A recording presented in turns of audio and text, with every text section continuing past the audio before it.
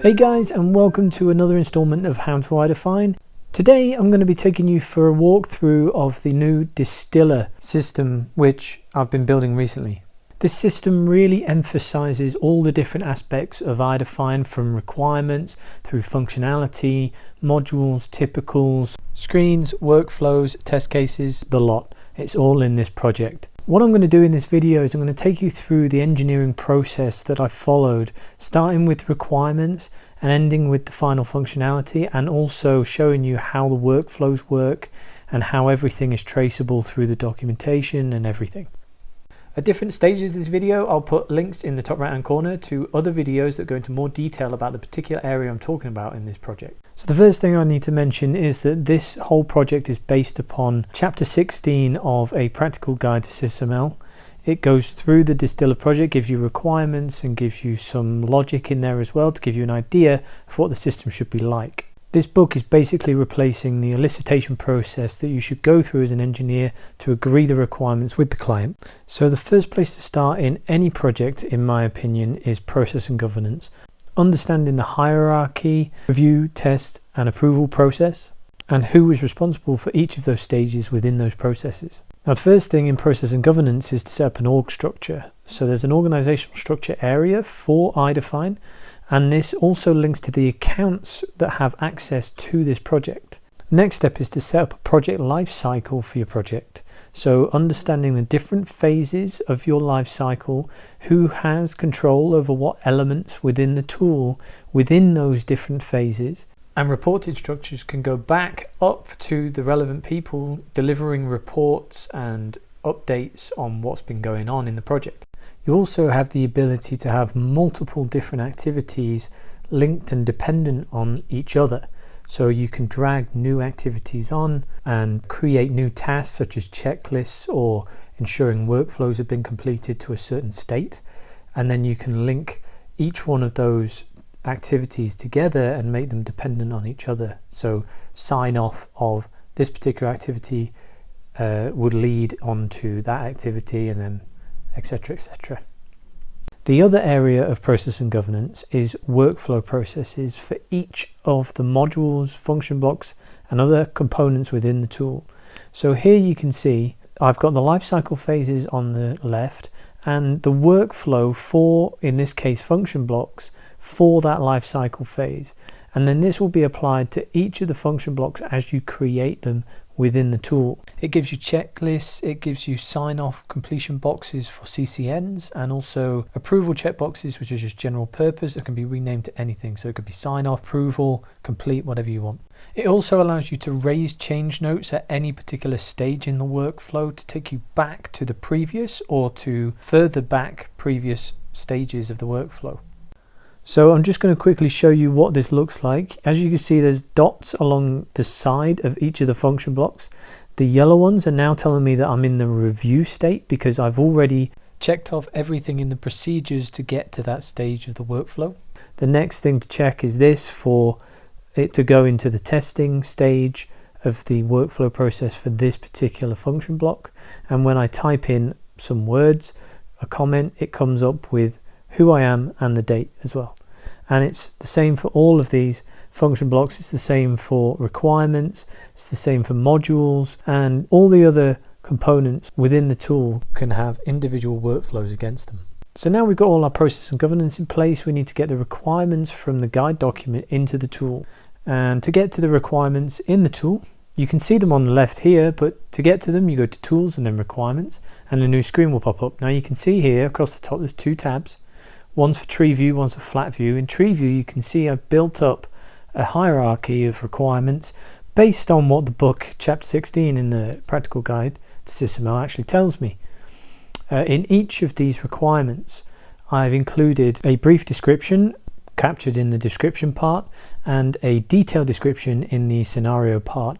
I've also included in a separate section a design justification which details how the design implementation meets the requirement and what components are being used to fulfill that requirement also. For more information on the requirements that have come out of the documentation, I'll put a link in the description to the book that you can buy on Amazon. So once you've captured your requirements in the tool, you then need to go through the process of figuring out what elements of the system you need to fulfill those requirements. And the best place to do this is Whiteboard. Now, I would class Whiteboard as a beta feature in iDefine because it is supposed to do a lot more than it is actually capable of. They just haven't got around to emphasizing that functionality yet.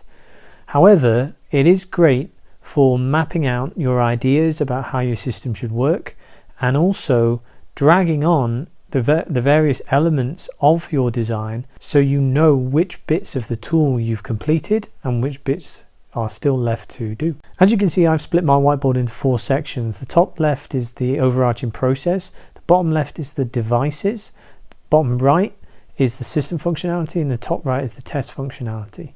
Obviously, there are many ways of doing this, one of which is an activity diagram. However, I haven't done this, I've just done it a quick way for me to get the point across. The other thing to note, which is quite useful, is if I float this whiteboard and then enter any of the components on this whiteboard, they will light up to tell me that I'm in that area. And you can use this for navigation purposes. So if you want to know who's in where and which one you're in relative to others, then you can use this as a tool.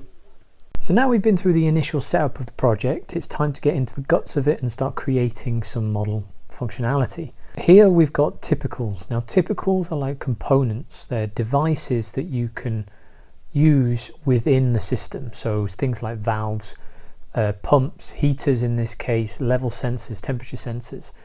The one you're looking at here is the valve that I've created, and it's built up in multiple different levels. So you can have function blocks in function blocks.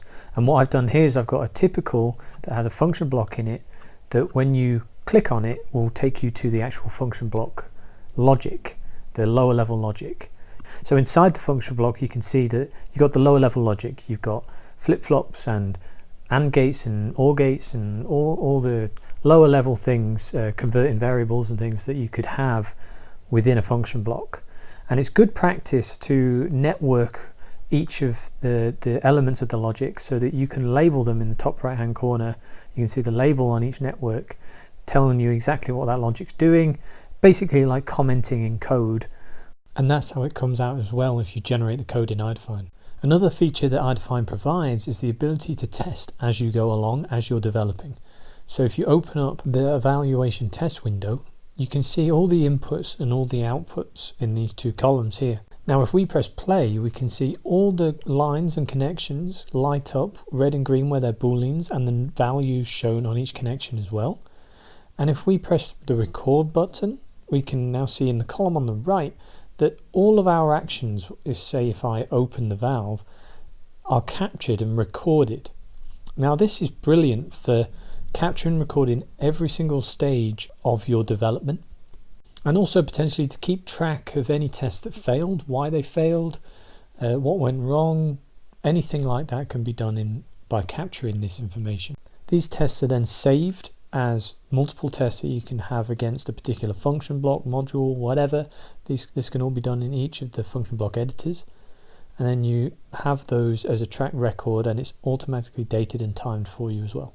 For the simulation logic that's used in this tool, so generating the heat of the heater, the physical heat coming out of the heater or the physical level of the water, I've used FBD editors, which are function block editors, but they live at a module level. So you can create logic in here which is completely separated from the component logic, which you may want in your final system, but you don't want this simulated logic in your final system, so you don't need to include it.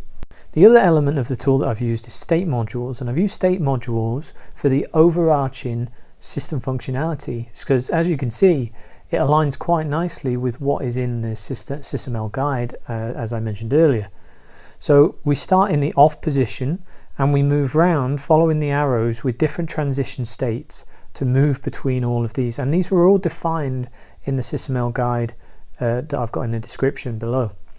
Now when it gets into the operating state, it will circle round between OK and high level, and then it's able to go into a residue state, a residue mode, And this was one of the biggest changes that I made to the functionality from the requirements. So it's updated and derived requirements that I've made here, because in the original, or in the documentation that I was given, the residue control was driving the same drain valve as what the normal control was driving, and without some modification to the logic, they were colliding with each other.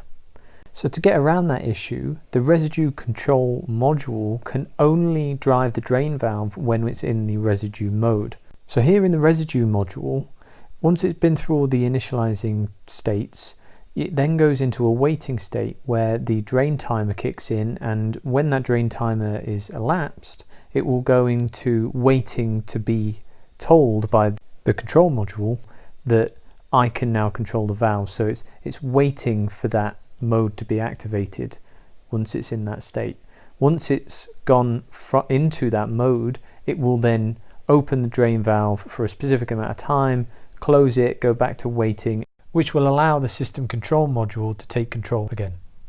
Now the final part of creating a working system is to create a user interface, and we can do this using simulation pages. What I've done here is I've created a simulation page that has the valves, the level sensors, temperature sensors, on and off switch, and also power removal simulation. And I've just put some blocks on there to show that there's a boiler and there's a condenser, but they don't do anything functionally. Now you can see I've got, this is the level sensor, the temperature sensor at the bottom, and all of these different aspects are functionally active. When you simulate the system, which I'll show you after this, each of the text boxes will show the level and the temperature in integer form, and you'll also see the valve changing color because I've got it on transition to change the yellow, and when it goes shut it's black. So before we can run our simulation, we need to generate an output config which compiles all of the logic together for us to then run up in our simulation area. Now we've got our output configuration, we need to create a viewer, and a viewer is where we display everything that's relevant to us in the simulation. Things like what inputs and outputs we want to see while we're running the viewer, what modules and screens we want to see when we're running the simulation, and how we want this interface to look, because interfaces have different purposes. One could be for an engineer, one could be for a manager, and both want to see different things. Here's one I did earlier where I've got the control panel simulation page on the left and I've got the state modules on the right. We then need to load the OC into the simulator, and you can see everything lights up in the background. We can then press play and turn it on.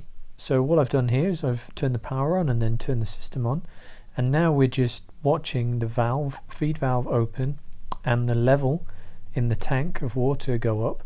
Now the heater's turned on and it's heating up, so I've got the colours changing from blue to orange to red, and that's just indicating the temperature of the heater. The temperature of the water will start to increase rapidly now, and when it gets to 100 degrees it will then transition to level OK.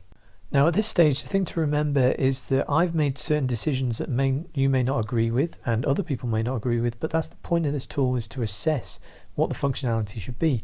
So what I've got is when the level will continue to increase because the feed valve is open, but once the level gets to a certain point, and I've just set an arbitrary level at the moment, it will start to drain the tank, the boiler, and then that will continuously go round and round and round until the reservoir mode kicks in, and then it will drain it for longer, which means it will go below that level and it will just come back up to that level and repeat. So this is by no means perfect, but it's a good start and it's something that I can develop.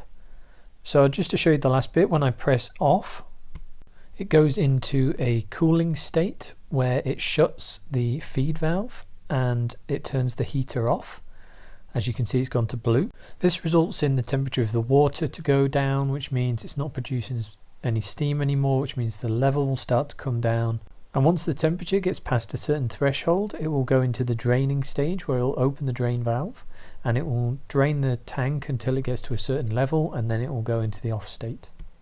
So the final stage of the engineering life cycle is verification and validation, and that's where test cases come in. Now test cases are script builders to test certain elements of your tool, or all of it in fact. And the different elements here where you can add them to the monitor list, set certain variables, wait for certain amounts of time, have some expected results, and then remove them from that monitor list, so you monitor different things, allows you to test certain elements of your system without other elements of the system interacting with those bits and mucking things up.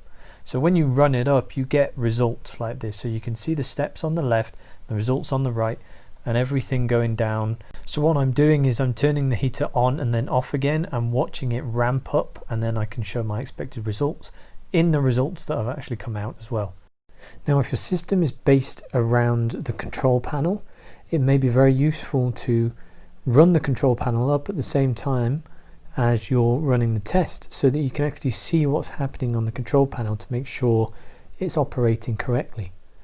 So you can do that by running up the viewer, connecting up the simulation, and just running the test, and you can see it operates as you would expect, and then you can close it down. All of the results and the procedures for this test case can be documented automatically in the document templates, and what comes out is this.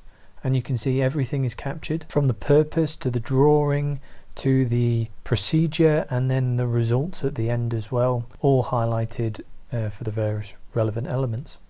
Now, it's worth noting that you can do documentation for any part of the tool, whether it's functionality or requirements or test cases if you've seen. So all of this here is the template for the functional aspects of the tool. And all I have to do to update my documentation is rebuild this template and then build all of this information into the Word document or PDF. So you can see here we've got the functionality of the model in this document, and we've also got the requirements document as well. So we've got full traceability and documentation, but rather than having to write it by hand, we're doing it from the tool, from the model, and it's just automatically generated. So that's it for this one, guys. I hope you enjoyed it. Please like and subscribe. If you have any comments, leave them below and I'll get back to you as soon as I can. See you in the next one.